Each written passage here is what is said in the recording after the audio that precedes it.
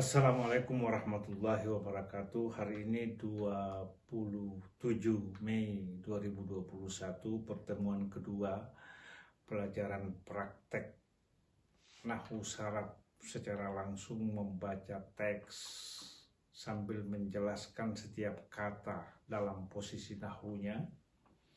Namun sebelum lanjut, saya ingin menyampaikan beberapa poin. Yang pertama, bahwa materi ini, materi sebelumnya dan juga materi-materi selanjutnya lebih diperuntukkan bukan kepada mereka yang masih pemula bahasa Arab, tapi minimal orang yang sudah memiliki pemahaman dasar tentang kaidah-kaidah nahwu dan syarab, yang sudah paham kapan sebuah isim, fi'il marfu, dhamma, mansub, fathah, majrur, kasrah atau majzum, jazm, huruf mati maksudnya.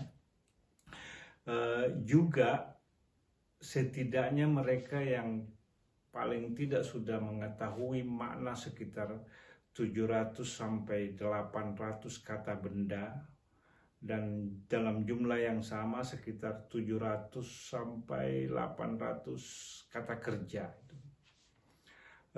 Poin selanjutnya yang mungkin ini sebagai tamsil saja, saya biasanya mengibaratkan bahwa untuk bisa membaca teks bahasa Arab secara benar, itu ibaratnya seperti seorang supir mobil. Ketika berjalan, semua anggota tubuh berfungsi secara simultan. Tangan memegang setir, mata awas ke depan, sesekali ngelihat ke kaca spion atau ke belakang dengan melalui kaca di dalam mobil.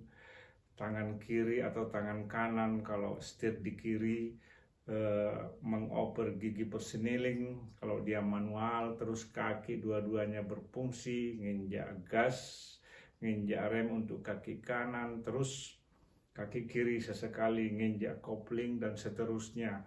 Terus feeling berusaha untuk senantiasa aware terhadap kendaraan di belakang dan di depan, juga di samping kanan dan kiri. Seperti itulah kira-kira kalau ingin membaca bahasa Arab. Jadi sambil membaca kata per kata, secara automatically feeling dan ketika feeling kita terhadap teks dan pikiran kita yang sudah terisi kaidah-kaidah nahwu itu berjalan secara automatically, secara simultan pada saat yang bersamaan. Kita akan lihat contohnya. Hari ini saya ingin membacakan dua bait syair yang dinisbahkan ke Imam Syafi'i. Yukhatibuni safihu bikulli humkin fa'arfudu an akuna lahu mujiba. Yazidu safahatam fa'azidu hilman ka'udin zadahul ihraqu tiba. Jika diterjemahkan secara konteks kalimatnya, seorang dungu dengan segala kedunguannya berbicara kepadaku atau membantahku, namun saya menolak untuk menanggapinya. Sehingga orang dungu itu menjadi tambah bodoh, sementara saya terlihat semakin bijak. Seperti kemenyan yang harumnya semakin maksimal justru setelah dibakar. Kalau kita mencoba melihat secara nahwu, ya, yukhatibuni fi'il mudhari'. Salah satu trik yang paling diutamakan ketika ketemu fi'il dalam bahasa Arab, otomatis pikiran itu mencari fa'ilnya, pelakunya. Kalau nggak ketemu pelakunya, berarti cari naibul fa'il. Langkah kedua, memastikan apakah fi'il itu muta'addi, membutuhkan maf'ulun bih atau tidak. Terus melihat wazannya secara syarab, ilmu syarab. Yukhatibuni ini adalah timbangan ala wazni yufa'ilu. Yufa'ilu dalam ilmu syarab itu dia pelakunya pasti mufrad muzakkar. Jadi dia tidak mungkin mufrad muannas, hiya, atau jamak, hum, atau hunna, atau ana, atau nahnu. Karena yukhatibuni adalah fi'il yang timbangannya yufa'ilu, maka satu-satunya yang bisa menjadi fa'il dari fi'il yukhatibu adalah isim muzakkar mufrad. Nah, kalimat atau kata dalam kalimat ini yang memenuhi syarat untuk itu adalah as-sabihu. Dia mufrad, dia muzakkar. Dan secara makna memang demikian. Yukhatibuni sabihu, ada orang dungu yang membantah saya. Ketemu fa'ilnya, jangan ragu untuk mendammanya.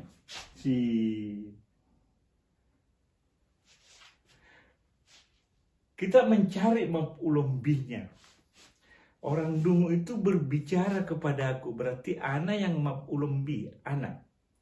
Nah, ini uslub dalam bahasa Arab.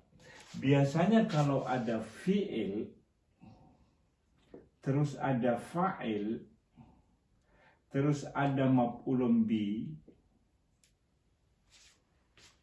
seperti ada fi'il, ada fa'il, ada maf'ulun bih, ada kata kerja, ada pelaku, ada objeknya itu yang sebagai penderita. Kalau maf'ulun bih ini dirubah menjadi dhamir, maka dhamir ini nempel ke fi'ilnya.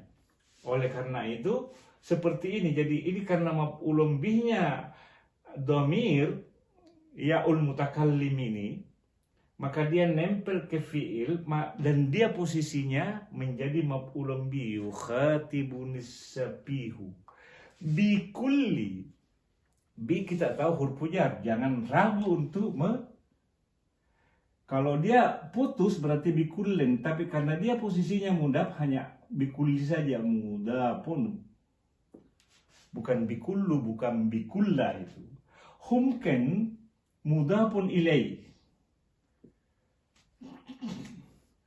Mudhafun ilaih nakira. Jadi kalau secara makna ada orang dungu dengan kebodohan yang tak terbatas, maksudnya berbicara kepada aku, namun fa'arfudu an akuna lahu mujiba, namun saya menolak untuk menanggapinya. Arfudu sekali lagi kata kerja, ini timbangannya adalah af'alu, af'ulu, makanya dia ana, berarti jangan ragu. Fa'ilnya pasti dhamirun mustatirun takdiruhu ana. Al-mutakallim dalam hal ini adalah penggubah syairnya Imam Syafi'i. An adalah huruf yang biasanya dipakai untuk menyambung dua kata kerja atau yang setara dengan kata kerja. Jadi fa'arfudu an, aku. Ini sekarang kalau misalnya saya ingin membarisi akunu, akuna di sini artinya kan akunu aslinya. Apa dia na atau u atau i? Dia nggak mungkin i karena fi'il. Mestinya dia akunu. Tapi karena ada an dan an ini adalah harfu nasab atau an masdariyah, maka dia akuna. Sementara arfudu tidak ada satu alasan pun untuk membuat dia mansub fathah, maka dia dalam posisi normal. Mabniun ala dhamma fa arfudu an akuna lahu. Lahu adalah harfu jar, lam adalah harfu jar. Sementara hu adalah dhamir, posisinya ini majrur. Hanya ada dalam bahasa Arab itu ada kata, ada huruf yang dianggap sebagai atau disebut mabni. Dia barisnya itu tidak pernah berubah dalam posisi apapun, termasuk dhamir hu ini. Hu. Dia di posisi manapun tetap hu, nggak bisa hi. Kalau dia misalnya ha, langsung dikasih alif. Tapi selama dia domir muzakkar mufrad, dia tetap hu. Dan hu di sini kembali ke as-safihu. Lihat maknanya, seorang dungu dengan segala kebodohannya berbicara kepada aku, namun aku menolak untuk menjadi orang yang menanggapinya atau menolak untuk menanggapinya. Mujiban karena yakunu, meskipun bentuknya seperti fiil, tapi dia mempunyai hukum tersendiri. Dia membutuhkan yang disebut isim dan khabar. Isimnya adalah, karena ini bentuknya adalah, coba perhatikan kalau misalnya mentasrif dia, karena kanu, karena takunna, sampai ke bawah itu akan ketemu akunu, ana. Atau nakunu nahnu. Nah di sini akunu berarti juga isimnya adalah damir mustatirun takdiruhu ana. Fa'arpudu ana an akuna ana. Lahu lissabihi mujiban, khabar terhadap kana. Makanya dia mujiban. Ada catatan menarik yang mungkin layak diperhatikan. Seandainya syair atau syair ini ditulis oleh seorang wanita, maka mujibah ini menjadi salah. Dia harus ditulis mujibatan. Mujibatan. Mujibah. Masalahnya, seandainya ya, sekali lagi ditulis oleh seorang wanita, isimnya menjadi mu'annas dengan tak marbuta.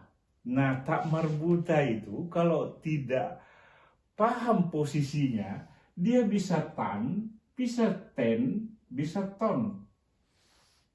Mujibatan, mujibatun, mujibatin. Kalau saya tahu posisinya bahwa dia khabar kana, dan khabar kana itu adalah minal mansubat, maka saya tidak akan ragu membarisinya dengan mujibatan. Fa'arfudu an akuna lahu mujibatan. Seandainya yang menulis syair ini adalah wanita, tapi kan dalam syair ini adalah Imam Syafi'i, dia seorang laki-laki. Fa'arfudu an akuna lahu mujibat. Yazidu safahatan. Ketemu kata kerja, lihat timbangannya secara saraf untuk menentukan fa'ilnya. Yang pasti dalam bentuk yazidu itu fa'ilnya harus muzakkar mufrad. Jadi laki-laki tunggal pula itu. Oleh karena safaha ini adalah mu'annas dengan tak marbutanya, dia tidak mungkin menjadi fa'il. Dan oleh karena itu, fa'ilnya yazidu ini harus dicari. Nah, biasanya untuk mencari itu kan mentakdir. Wa fa'iluhu takdiruhu damirum mustatirun ya'udu ila huwa. Nah, satu-satunya yang bisa menjadi rujukan dari fa'il ini terhadap kalimat sebelumnya adalah as-safihu. Jadi si bodoh itu bertambah kebodohannya. Nah, di dalam pembahasan nahwu dari syair ini, ulama-ulama nahwu ada yang berbeda pendapat ketika membaca atau menjelaskan posisi nahwu dari kata sapahatan. Semuanya membarisi sapahatan. Hanya ada yang mengatakan bahwa posisi nahwunya itu tamyiz untuk membedakan. Tapi ada juga yang mengatakan posisinya hal. Hal dan tamyiz dalam bahasa Arab itu minal mansubat, yang di fathah. Saya termasuk yang memahaminya dalam posisi hal, karena konteks kalimatnya ya, si dungu itu keadaannya bertambah semakin bodoh. Pak azidu sekali lagi ketemu fiil timbangannya biar bisa menentukan fa'ilnya. Pak azidu ini adalah timbangan fa'af'alu dan dengan sendirinya ana. Pak azidu hilman, hilman juga posisinya sama dengan sapahatan. Jadi hilman adalah hal terhadap dhamirun mustatirun yang ada di azidu ana. Jadi sidumu itu keadaannya bertambah bodoh atau kebodohannya bertambah sementara saya terlihat semakin bijak. Kau dan zadahul ihraku tiba. Harfu kaf ini adalah harfu jar. Ud itu adalah isim. Oleh karena kemasukan harfu jar dia udi. Oleh karena dia bernakira uden. Jadi jangan ragu-ragu itu kauden. Sekarang ketemu zada fa'il. Fi'il maaf. Jadi coba perhatikan ya, ada yazidu, ini satu kata ya. Yazidu, azidu, zada ini fi'il mudhari. Dia juga mufrad. Membutuhkan fa'il mufrad muzakkar. Ada trik ketika mencari fa'il dari setiap kata kerja dalam bahasa Arab, itu cari yang terdekat dulu sebelum mengambil atau mengembalikan kepada yang jauh. Nah, selama ketemu dalam konteks satu kalimat harus bertumpu pada konteks kalimat itu, jangan jauh-jauh mengembalikannya. Kan saya sudah mengembalikan dhamir berapa kali. Hu-nya di sini saya kembalikan ke sapihu, dhamirnya yazidu saya kembalikan ke sapihu. Nah, ini hu-nya kembali kemana? Zadahu. Kau dan zadahu yang paling cocok untuk kembalinya di sisi adalah ud. Berarti sama uslubnya, yukhatibunis sapihu fi'il, dhamir maf'ulun bi dan fa'il. Ini juga zadahu maf'ulun bi dan ini menjadi fa'il. Maksudnya pembakarannya atau pembakaran terhadap kemenyan itu menambahnya semakin harum atau keadaannya semakin harum, makanya tiba di sini di i'rab sebagai hal. Makanya dia mansub tiba, qa'udin zadahul ihraku tiba. Dengan demikian, karena bisa menjelaskan posisi nahwu setiap kata dalam dua bait syair ini, bisa dikatakan 100% benar. Yukhatibuni sapihu bikulli humkim fa'arfudu an akuna lahu mujiba. Yazidu safahatan fa'azidu hilman ka'udin zadahul ihraku tiba. Syair ini biasanya dipakai untuk menyindir orang-orang yang suka membantah atau membantah tanpa argumen dan logika yang benar dan diperlukan terhadap satu persoalan yang dibantahnya itu. Semoga bermanfaat. Ila liqa'in qadim insyaallah. Wassalamualaikum warahmatullahi wabarakatuh.